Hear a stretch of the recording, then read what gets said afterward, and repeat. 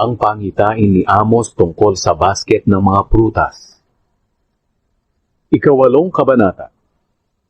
Ito ang ipinakita sa akin ng Panginoong Diyos. Nakita ko ang isang basket na may mga hinog na prutas.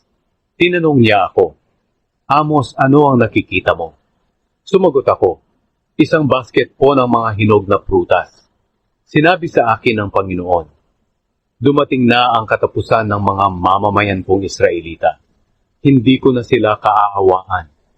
Sa araw na iyon, ang masasayang awitan sa templo ay magiging iyakan dahil kakalat ang patay kahit saan at wala nang maririnig na ingay. Ako ang Panginoong Diyos ang nagsasabi nito. Ang kasalanan ng mga mayayamang Israelita. Makinig kayo, kayong mga nanggigipit sa mga mahihirap at nagtatangkang lipulin sila. Inip na inip kayong matapos ang pista ng pagsisimula ng buwan o araw ng pamamahinga para makapagbenta na kayo ng mga inaning butil at makapandaya sa mga mamimili sa pamamagitan ng inyong madayang timbangan at pantakal ng trigo. Nagmamadali kayong makapagbenta ng mga butil na hinaluan ng ipa para makabili kayo ng taong dukha na ipinagbibiling alipin dahil hindi siya makabayad ng kanyang utang. Kahit ang utang niya ay kasing halaga lamang ng isang pares ng sandalyas.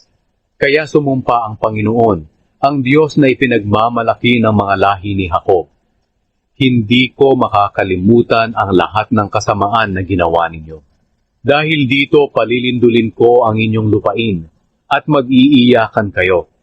Yayanigin ko ng husto ang inyong lupain na tulad ng ilog na tumataas kapag may baha at bumababa tulad ng ilog ng Nilo sa Ehipto.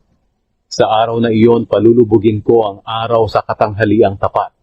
Kaya didilim ang buong lupain, kahit araw pa.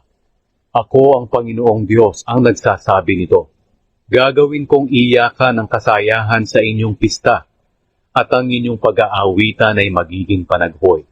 Pagdadamitin ko kayo ng sako, at uutusang magpakalbo, para ipakita ang inyong pagdadalamhati. Katulad ng mga magulang na umiiyak sa pagkamatay ng kanilang kaisa-isang anak. Pero magiging mas masakit pa ang huling parusa. Sinabi pa ng Panginoong Diyos, darating ang araw na padadalhan ko ng taggutom ang inyong lupain. Pero hindi ito pagkagutom sa pagkain o pagkauhaw sa tubig, kundi pagkagutom at pagkauhaw sa aking mga salita.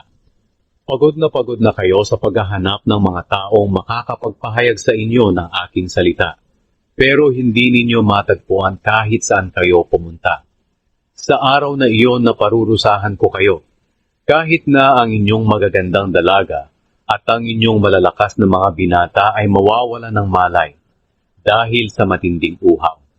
Kayong mga nanunumpa sa ngalan ng mga Diyos-Diyosa ng Samaria, Dan at Beersheba, lilipulin kayo at hindi na makakabangon.